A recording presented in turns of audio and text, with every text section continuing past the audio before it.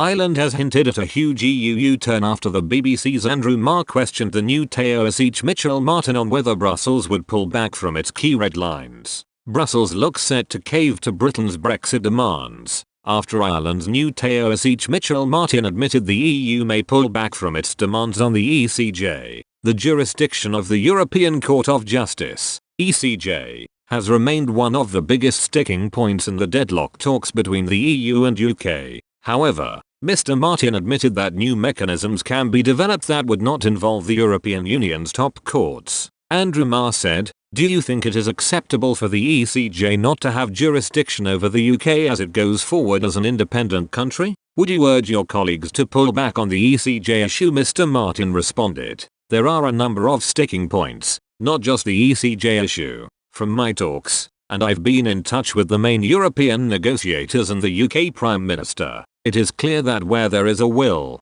there is a way in terms of resolving outstanding issues." He continued, "New mechanisms can be developed to ensure proper oversight of any particular agreement, but progress is far too slow in my opinion and the talks need an injection of momentum." Speaking on the Andrew Marr Show, the Irish Prime Minister added that the talks were getting into an urgent time frame. Mr. Martin said a deal would be done, but added it could not be at any price. Both sides agreed to intensify negotiations last month and have since held a series of face-to-face talks. If the two sides are unable to reach a deal by the end of the transition period at the end of the year, the UK will leave the EU's single market and the customs union without any agreement on future access. Marr pointed out that the EU seemed worried at the prospect of a no-deal Brexit after Mr. Martin warned that time is tight on reaching a deal between Britain and the European Union by the end of the year. Mr. Martin admitted he was worried, saying ordinary people would suffer if that happened.